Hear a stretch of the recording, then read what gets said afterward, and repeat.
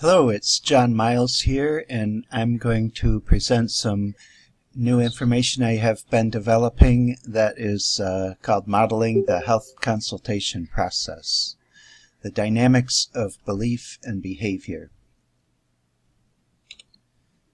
As many people know, I started working with Dr. Jensen in 1990, and I got a pretty close look at all the different issues surrounding the best ways to get people healthy. And I did a lot of outside reading too, and I have made a number of observations. And 37 years ago I was working in ophthalmology, but nonetheless I've always been interested in healthcare because I saw that as something that we all need to know a lot about just to be healthy. And the short summary is I believe that healthcare is necessary due to errors in the body and the mind, and this is what I will be exploring. Now, the health consultation process can be graphed, in a simplified way here. There's always going to be a client and a consultant, could be a doctor, a naturopath, a nutritionist, herbalist, whatever, and they will come.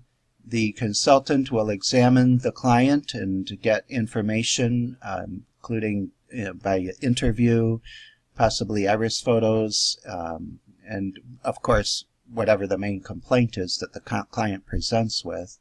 And then the consultant will determine some remedy or prescription or recommendations for that client. So this is the most simplified block diagram of this. Is, I believe, is a universal process. And in fact, it even goes beyond health consultation. Any kind of consultant that solves problems will follow this pattern.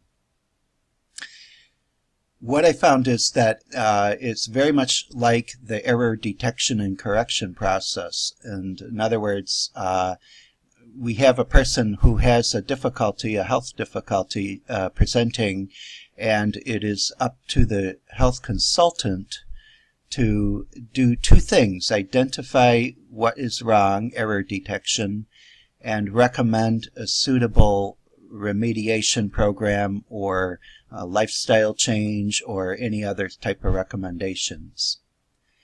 My observation is that there's two groups of errors, and one is what I would call psychological, and I use the Greek letter psi to refer to psychological error, or psychological state, let's say. Could be a condition, and it may not be fully an error, of course, it's just a general term.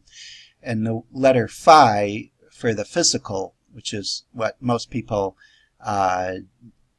present with physical difficulties, and oftentimes, of course, both. And of course, as you'll see, they're both related.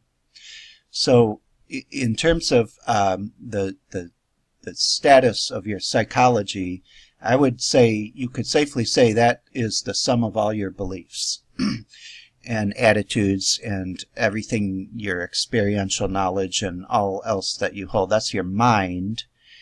And then psi prime is like change in mind over time. So it's like the rate of change or the amount of change, and how your mind, the activity of your mind is as distinct from your state of mind. And I call this cognitive behavior, although it does include emotional. Obviously, I consider that part of cognition.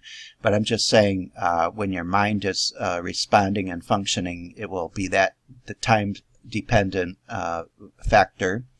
And then the second group is the body, which we have our physiological state of health or disease or dysfunction. And then the body function is your physical behavior, what you do on a day-to-day basis, and what you actually, it's almost like the musculoskeletal behavior, including speaking and listening and everything like that. So the types of error in the mind I consider to be faulty beliefs. Now, it would be helpful for anyone who is seeking improvement in health to first acknowledge and recognize that they do have something faulty about what they believe, what they do. Okay, the mind function, faulty cognitive behavior, in other words, a response that may be a conditioned response due to years of difficulty and struggle. And then the second two types, the body status would be, the error would be the fault in the physiological state. Could be a digestive error, for example, or a metabolic error. And then the body function I consider to be what you actually do, what food you buy, what food you eat, everything else you consume, drink or narcotics, pills, medicine, all of that is is based on your physical behavior. However, the physiological health concerns are typically secondary to psychological dysfunction. So there's a two-way flow of influence here, which I like to call the propagation of error. And the first is mind affecting body. So you may have a set of faulty beliefs and faulty response patterns that can lead to impaired physical health and or impaired physical behavior. For example, driving too fast, and then that leads to a car crash maybe, or a crippled leg or something. So that is how the mind can affect the body. The reverse flow is how the body affects the mind. So you could you could have like a broken leg or something, and then that makes you angry or frustrated. And so that can lead to faulty beliefs about what's really going on. You may lash out and blame factors that are not relevant. So in the healthcare process, generally the most common understood is error in terms of ingested toxins or deficient nutrition. And this is what Bernard Jensen would teach. And specifically that if you have faulty physical behavior, like you're choosing the incorrect foods or you're consuming too much unhealthy foods, that will lead to a failed or a error or fault in your physiological state.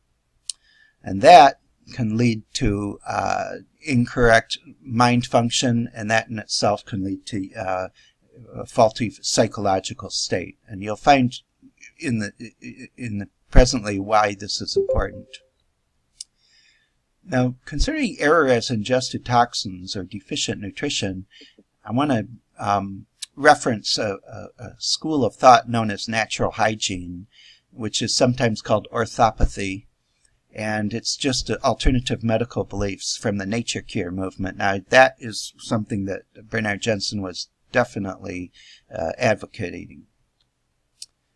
And in fact, it became well known in the 1986 with the Fit for Life book. So here's a summary of natural hygiene. It's a grand plan, rational, wholesome living. It's about lifestyle choices and the way to improve your health as a plan of total living, not just a plan of treatment, and not even a plan of treatment, but it's a comprehensive approach to the whole problem of living in terms of a valid standard. So it is not about fasting, dieting, or any of that. Hygiene itself can be defined as the science and art of preserving and restoring health. In fact, it's named after a Greek goddess Hygiene, I believe. And natural hygiene advocates pure food, pure water, sunlight, rest, all those healthy things, not a system of medicine or anything like that. It permits nature of the body or the body to heal itself. Now, going back to this formulation here, I like to think of, like I've dealt with, I do see clients on occasion, and I see what they have I can trace back their health condition back to faulty beliefs or what they consider knowledge. And it's a lot like faulty data and software. So if they have faulty beliefs about what's healthy and what's not, and they do it and it's not helping them, that can lead to faulty cognitive behavior, leads to faulty physical behavior, which is the actual act of harming yourself by consuming unhealthy materials, whether that's food or drink or other substances. And then eventually, after a while, that will lead to a faulty physiological state. You'll have a body health issue. So, in other words, faulty data, faulty software. And it's a lot like debugging. But how do you debug a person's mind? This is going to be more and more important as you can see. But the psychological behavior, cognitive behavior is kind of like the code or the software, and the data is the faulty beliefs that one has. And remedies are okay, and they may ameliorate symptoms, and herbs are very beneficial in that. But for longer-term effectiveness, one has to examine the causality behind the faulty behavior. And you'll find that the faulty behavior can be traced back to faulty beliefs. So here's that simplified diagram, and here's a slightly more elaborate one. And as you can see, the consultant will do an examination, get information gathering, assess the condition. A DX is a diagnosis, so to speak, or just a condition assessment. And then based on whatever health model is being applied by the consultant, they will determine some type of prescription or corrective plan. And finally, that will be customized to the individual's specific needs and abilities, and this is the guidance of the person with follow-up. So these are the 4 phases. And the assessment phase, the evaluation of all clinical observations, various pathognomonic interpretive models. Some people use face reading, body reading, gestures, other even intuitive ideas. But pathognomonic means a particular sign that is related to a specific disorder. Once that is understood, then the corrective phase is where the appropriate treatment or remedy is ascertained based on clinical findings. And of course, ultimately, it has to be applied with specific recommendations. Here's a little more detailed summary. So the client comes in, gives main complaints, what motivated them to show up, what's the clinical data, like the blood test, and imaging would, be, of course, be the iris, but it could be radiology, x-rays, their medical history, the interview. That is all under the exam phase, phase 1. And then phase 2 is where the consultant will take these observations and derive findings, and they will ideally identify the faulty beliefs, habits, activities, and medication may be involved there too. And then the consultant will apply various methodologies such as detoxification, nutrition, belief correction, habit correction, lifestyle change, and media. I'll come back to that in a bit. And ultimately, they can prepare a corrective plan which may include herbal remedies for ameliorating symptoms, cleansing programs. Most people can benefit well from clearing out toxins from their gastrointestinal tract. Drugs and surgery may be part of it if it's really, really serious, but everyone needs a nutrition plan, and most people can benefit from instruction and information. So this is the summary, and the idea is to locate the error signs in these 4 components of a person. Remember, this is a person. They have a body and a mind, and both are considered. So to locate the error, and when I say premises, those are the most fundamental beliefs that a person has developed and held since childhood. And there may be error in their psychological response, like their attitude and their reactivity may be faulty, and that can be ascertained by an interview. And then their behavior, what they say they do or what appears that they do on a day-to-day basis, their habits, whether they are in a toxic environment. And this is with respect not only to themselves, like faulty beliefs about themselves, but consider what faulty beliefs they may have about others, the environment, and God. So part of this is taking into account more than just the client, but taking into account the client's social context, like who do they hang out with and who is going to be influencing them. These will play a role in their health care process. This is all based on a model here. I think I can use the pointer, but it will start with an input and a sensor here, and you get an input is forming a perception. You analyze this, and that's your observation about what's going on or what situation you're in.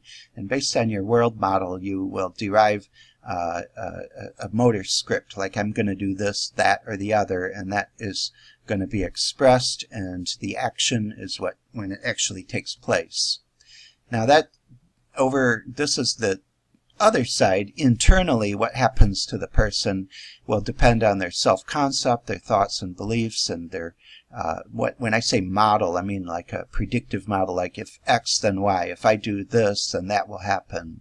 If somebody else does this to me, then this will happen. And so these are cognitive models of how a person responds. And this is the larger picture. So in this context with IPA, we'll look at the error identification based on iris assessment, although that is now understood more as an assessment of potential error and susceptibilities rather than a rapidly changing readout. So, if you break your leg, it's not going to change your iris, even if you're an owl, I guess. And when it heals, whatever happens isn't going to go away. So the most common correction, I believe, will be a cleansing program and a nutrition plan change. But as many have learned, the whole lifestyle has to be considered, and I'm today saying that we also have to look at a person's beliefs and how to modify their beliefs. So typically healthcare providers tend to be specialized in several diagnostic methodologies as well as treatment modalities. There's a trade-off here between how deep you know something and how many different areas you're good at, because nobody has infinite time. And so it is a trade-off situation. But there's many methods to identify the client-specific dysfunction. So the clinical assessment could include not just the iris, but x-rays, blood panels, gas analysis, urine analysis, electrocardiogram, and especially the interview. But in all cases, some communication is required between client and consultant. Now, in allopathic, you show up, they figure out what's wrong with your physical body, and they will give you a remedy or a correction in the form of drugs or surgery, typically, without too much need for exploring the psychology behind the error. Likewise, there's many ways to correct a specific dysfunction, and of course nutritional guidance is the number one, I would say, and detoxification programs periodically, exercise, cognitive therapy, and perhaps occasionally you may resort to drugs and surgery. But in any case, the client must change the way they treat themselves in the world for a lasting effect. So as we need to debug the client behavior, there's going to be behavior and beliefs. These are the two areas that need to debugging. Now, belief modification is necessary to approach the truth, and it's helpful, again, if the person is humble to the fact that they don't really know everything, and that they may contain some beliefs, they may hold some beliefs that are erroneous or faulty. But changing beliefs is very difficult. And one reason is people are pretty much immersed or awash in media propaganda and conventional thinking, and consequently you really can't avoid picking up erroneous beliefs in your lifetime. But what I've found is that most harm to the health is caused by oneself and based on unhealthy choices and habits. And the second observation is that most people have a lot of resistance to change because they're in a comfort zone with habits. So this means that a certain amount of motivation is needed, possibly a health crisis or even hospitalization. Here are some of the challenges. It's essential for both the client and the practitioner to have a cognitive grasp of the entire situation, meaning all the causality that leads up to the disorder, going back to their behavior and even their beliefs.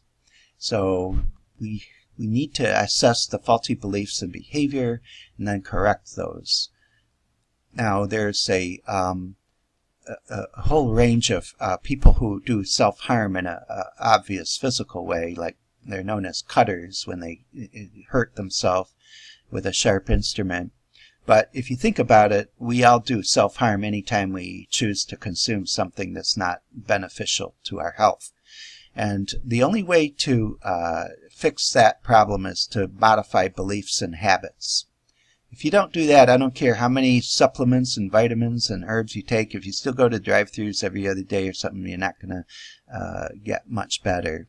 So as you can see, the development of the will is going to be part of the role of the consultant to increase the desire and the motivation on the client to make real changes. But that will development really has to be done as well by the client. They have to be on the same page. Now, there's about, in the 1950s, they came out with a health belief model to explain why some people wouldn't quit smoking, for example, and what it would take to modify their beliefs about the healthiness of cigarettes, for example. That was all in the 50s and the 60s. Later in the 70s or so, we had more computer technology, and they developed a computational representational understanding of the mind, and that's the approach I'm following here. And what I say is that the best approach to helping someone get to improve their health is to change in habit, change in belief. Cognitive behavior therapy has been found to be the gold standard among those who self-harm. In fact, it's the only thing that actually works. And it's related to dialectical behavior therapy, in which a person is brought to a greater realization by means of a dialogue. So here's the health belief model. This is a real simplified diagram, but probably the main thing to see is that whether the likelihood of somebody improving their health is going to be based on perceived threat to a large extent, which is based on perceived seriousness and susceptibility. And they have formulas for this, but this is how you get somebody to improve their health. Now, this is about cognitive behavior therapy, which I believe, whether a healthcare worker realizes it or not, if they have a dialogue with their client about their health, they're going through the cognitive process. So cognitive therapists use a gentle Socratic questioning process to help the patients arrive at a new understanding, a better realization about their automatic thoughts and beliefs. And then they teach the client to engage in this evaluation process themselves. Now, here's a really excellent book that came out recently from Gabrielle Bernstein called Judgment Detox. And she gives a lot of very practical ways in which you can release various unhealthy beliefs. And this book that Ellen gave me a couple months ago is one of my all-time favorite books, The Power of Habit. They really have it figured out how you can modify habits. And I'll cover a little bit of this. The framework is you identify the habit routine, you experiment with rewards and experiment with variations on that routine, and you become aware. It's all about awareness.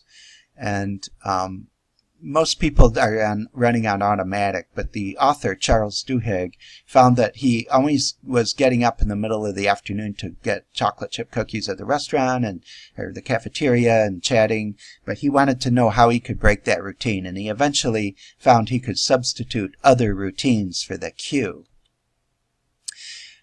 You can explore more on that. Habits, however, as we know, can be very hard to change. But the science of habit modification has shown that, and I have experimented with this myself, and I found that you can make incremental changes to your habits. And when you feel an urge to execute a habit, you want to examine the underlying emotions that come up before, during, and after that routine. And a very strong habit would be known as an addiction. Most habits are pretty strong, and the only way they can be modified is through self-examination. And I want to emphasize it's 100% the client responsibility. However, the consultant can assist the client in uncovering patterns and denials. And I want to show a few techniques on that. So, for example, to summarize that, you need to examine all the emotions surrounding habits, because there's going to be healthy habits and there's going to be unhealthy habits, but you need to examine those feelings. So what I have done is recall how I usually feel before, during, and after an unhealthy habit satisfaction, and compare that to how I feel before, during, and after a healthy habit. And I'm going to put in an example I've presented in the past, where what I like to call the arc of temptation, and you feel, oh yeah, have a burger and a beer, you know, and it's very tempting and you feel good while you have it, but after a while you might feel like it wasn't such a great idea, and the net change in the end, we know that neither of these are likely to be very beneficial to your physiological health. So what I do is, next time I get a temptation to have something unhealthy, I remember that second phase. Now, if you change your routine, say the next day you say, oh, I'm just going to make a salad and have just water, you know, and eventually the net change is going to be positive. And this is becoming pretty simple, really. All you have to do is eat fresh veggies every day. And I remember when I first worked with Bernard Jensen that he said, you got to have a salad every day. And that is still true. And what I've found recently is that's almost all I need, you know. I'll add in a few things here and there. But notice the difference between these two pleasure curves, and one of them ends up with a positive net change and one a negative. And the reason that's important is because if it is repeated over time, the net change gets quite a bit larger and it may become significant. So this is what I do. Again, with the well-being, that will change throughout a person's life, and what I have found is that the first 7 or 8 years is very, very critical, and they call this sensitive dependence on initial conditions. In other words, the initial conditions are your early childhood conditioned response, and that could affect the curve for your whole life. So here's the book, just to summarize, which I recommend, and there's a lot of practical methodologies given in here. Now the other thing is about denial is extremely difficult to uncover denial, and that's where the consultant again can help and guide the client to realizing what they're in denial of. Most people cannot uncover their denial, but what I found is that if you make lists, that will reveal things as you add to your list over day after day. Keep adding to your list. What are your habits? What are your needs? What are your rituals? What do you do for indulgence? The denial list is probably going to be empty because they're invisible. When you have a denial, you don't even know about it. What makes you angry? Make a list of that. What are your disappointments in life? Make a list of that. What is your criticism of yourself? And of course, a fear and doubt list is very useful to look at. And in my case, I had a lot of avoidance patterns, and I didn't realize that until I started listing all my patterns. Now I'm going to take a look at some future trends in healthcare, because I believe we can use technology to facilitate our self-examination. And I'm going to look at wearable tech briefly. I'm going to mention that, the Internet of Things, where everything you do is leaving a data print everywhere. Your car has data, your computer, cell phone. Personal data collection and aggregation is the way of the future. And then you data mine all this information for patterns. And at the very end, I'm going to cover some of the newest three-dimensional iris imaging techniques just to add some more interest to this. But the personal data mining is quite an interesting concept, and people are starting to learn about this. And the Wired current issue of Wired has a really great article about data mining and how in China they have social scores of who you know and your reliability, and it's kind of like the FICO of China. But you know, here it's pointed out that, you know, from recorded history to 2003 there were 5 exabytes of data, and now we put that much into the world every couple days. And this here is, I came up with this about 5 years ago, the idea of a personal data center. Wouldn't it be neat if you could, all the devices of your home that remembers, if you have an electronic home that knows and records the Internet of Things, everything there could be aggregated and collected, data from your office, of course your financial data, information from your car, where you go, how much time you spend in the car, where you park it much of the time. Your computer is loaded with the footprints or data prints of everything you do, and that's like a treasure trove just waiting to be mined. Your phone, everybody you talk to, everything you say, all the pictures you take, all of that is data. And then wearable tech, like a Fitbit or other types of devices that you might want to wear to record your biometric status. But what is needed is a data aggregation, and I figured that that would eventually be the case, and now I found that there is a service that will do this called digi.me. You can type that into a web browser and learn more about it that way. But the idea is that all these banks and stores are collecting up information about your lifestyle, everything you buy, what you do. Wouldn't it be nice if you had access to that and you could combine it and make it in a data mineable format? And I call that the personal data store. And it would be neat to have a website app as well as a cell phone app that would do the data mining and pattern detection. So here it is. It actually shows a screenshot from this website, digi.me, and this service is brand new, and I'm going to be trying it out. But what happens is, item 4, you can see watch your social, financial, and wearables data stream. And on the right, you can see it'll collect up all the information from your Facebook, your Instagram, Flickr, Twitter, Pinterest, your financial, all your bank accounts, your store accounts, Fitbit, and other wearables. And it'll compile that in a way that can give you daily summaries of everything you do and communicate with. So this is the idea. This is going to be, you'll see more and more of these services, but they started out trying to identify what your financial habits are. Like, do you always run up a debt, or do you spend too much, or do you buy a lot of clothes, or do you like to buy a new car every year? All of that is recorded and analyzed. And in the Power of Habit book, there's a whole chapter about how Target compiles everything you ever buy and everything you buy online, and they combine that with all the advertising and feedback that they get, and they actually can tell a lot about your social status. And for example, the question they came up with internally at Target is, how do we tell who is about to have a baby? For example, on grocery stores that use loyalty cards, they actually have all of your item level detail. In other words, they know everything you've ever bought at the grocery store if you use a discount card. And wouldn't it be nice if you could have that, and you could find out what you're doing, what you're buying every day, and then summarize it.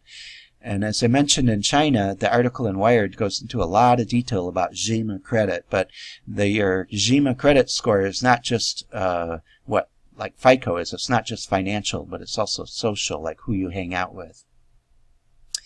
And now for the 3D iris imaging, the technology, of course, is always improving, but in the last 5 or 10 years, the optical coherence tomography has allowed us to get very, very detailed three-dimensional images of not just the surface of the iris, but all the vascularity within the iris and all of the musculature, everything throughout the whole depth of the iris. It can be imaged down to micron scale resolution.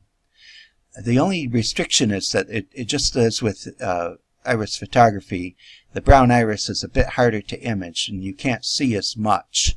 So for example, with a blue iris, the top layer is transparent, and with the brown iris, the top layer is heavily pigmented. Underneath that top heavily pigmented layer is all the same radial vessels that you could see in a blue iris, but you can't see it in the brown iris. And it's the same is true with the 3D iris imaging. So these instruments have been out now for about 5 years or so, and the type of detail they can get is pretty impressive. The way it works, it uses lasers, and it figures out where the blood is moving by comparing small differences in the image from one moment to the next. And it's actually able to identify the exact angiography of the iris. And then they take all that data, and then they can create a three-dimensional computer graphic model of the iris itself. And they can identify defects and the boundaries and the landmarks. And so I believe this is going to be the future of iris assessment. And the image on the right, there you'll see the iris is on the left arc, and then there's a black arc that's right around the sclera, and then you can also see the vessels in the sclera. So we will now be able to really accurately do research on correlations between iris patterns and your health condition. And here's some more graphics that are possible to develop about the iris based on this laser imaging. Here's a few more examples, but the detail is much higher than you can see in this image. This is just an approximate image. In the last frame, I have been able to develop a very low-cost illuminator, just a few $100s, plus a camera and lens, and that's available very soon. All right, so this is the closing slide, and I have a lot more information on this. I have 24 pages of information, and I tried to boil it down to just the essential main points. But if you're interested in with references and lengthy quotes, I have a document that I can email you. Just contact me. And at this point, I will take questions.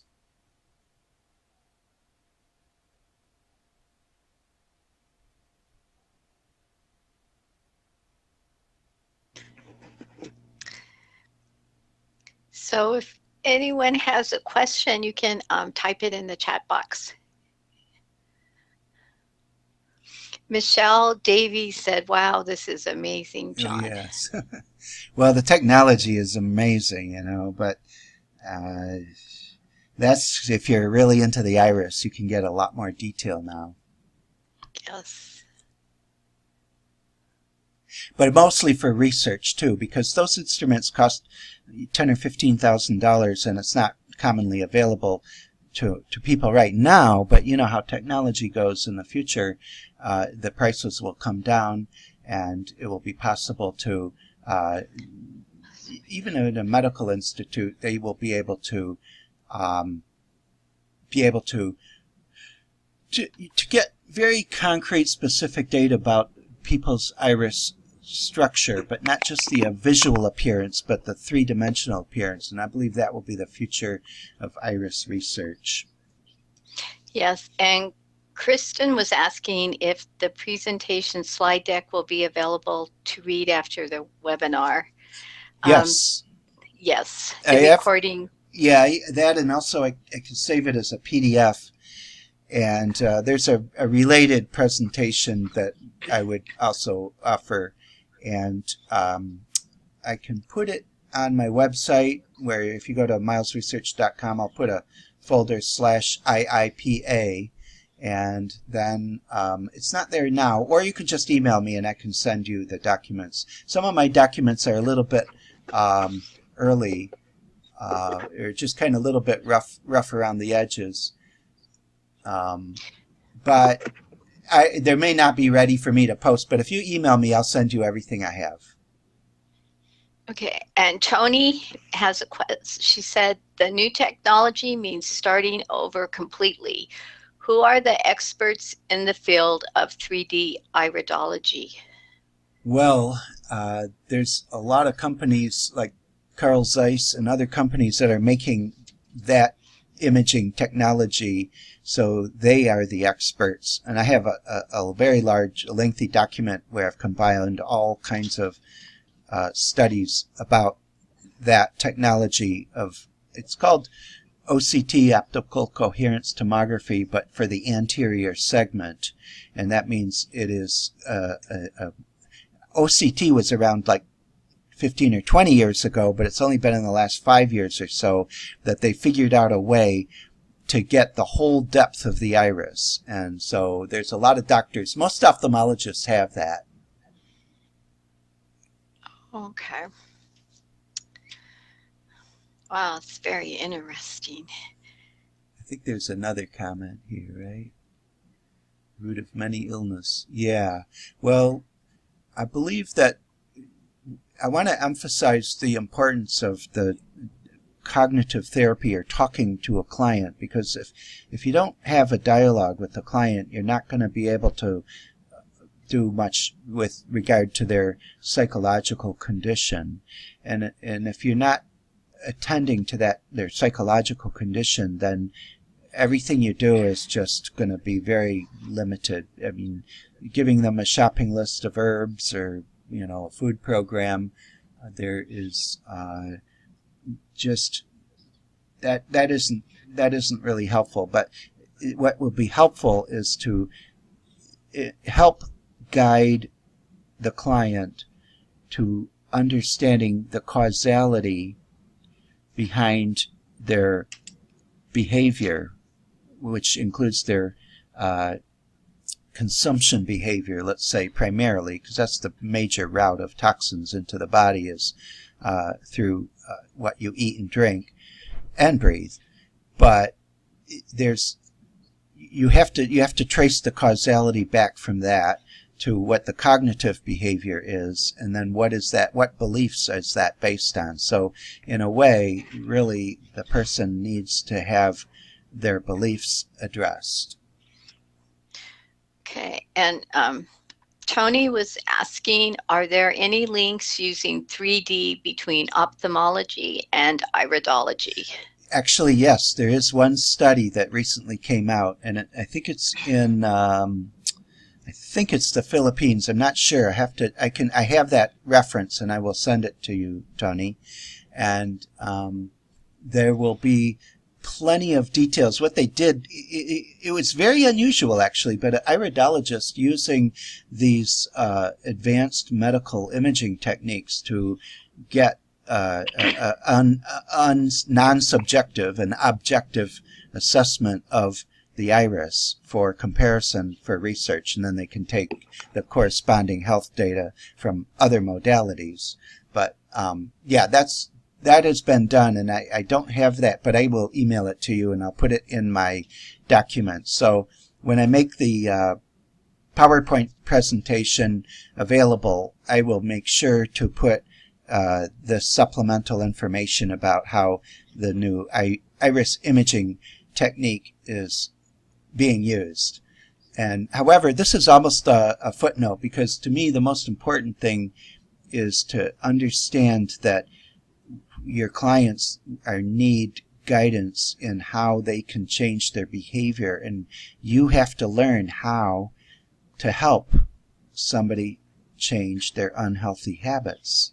And you have to learn how to find out where their faulty beliefs are. This is fundamentally important. Mind and body are influencing each other in both directions, and if you don't address the mind, you're just doing half a job. Okay, and Michelle's asking, is the camera a Canon? I can make that illuminator for any type of camera and macro lens. And that was a Nikon. I prefer the Nikon. And in other words, you need the Nikon 85mm lens and pretty much any Nikon body. I use the D3400, which has Bluetooth and wireless. And I also use the software Digicam control, which you can get for free. And the camera body, it doesn't make too much difference really these days. You do need a macro lens that is at least 90 millimeters, preferably 100, or at least 85 millimeters, I should say. So for Nikon, there's only one lens. It's the 85 millimeter. For Canon, there's only one really good lens, and that's the 100 millimeter. The Canon macro lens is about 600. The Nikon is about 500. And you can use pretty much any camera body. But that attachment I came up with just allows you to take pictures with the flash, which will give you much better images than just LED. And all it really is just attaching a focusing light onto the front of the macro lens so that you can get a good quality image. And I have a lot of sample images I've taken that way, which I'm happy to share. Okay, and then Tony was commenting your presentation on how the psychological affects the physiology is superb, John. Thank you. And she said, thank you very much. Well, you're welcome. And actually, as I mentioned, I have like tons more slides and documentation and quotes, but I didn't want to be too overloaded with details, so I left that out just to touch on the highlights here. And I will probably be revising this presentation to twice the length and a lot more details now that I have a pretty good view, a top bird's eye view of all of these issues and how they fit together. So that'll be coming out eventually. But as far as this presentation, yeah, I can make this available tomorrow. And anyone is welcome to email me with any questions or comments or suggestions. Okay. Michelle says, thanks, John. The presentation was worth waiting for. Okay, you're welcome. Thank you. Yeah, there were some technical difficulties a month ago, but those have been solved, and I think we're okay now. Yeah. So, do we have any other questions?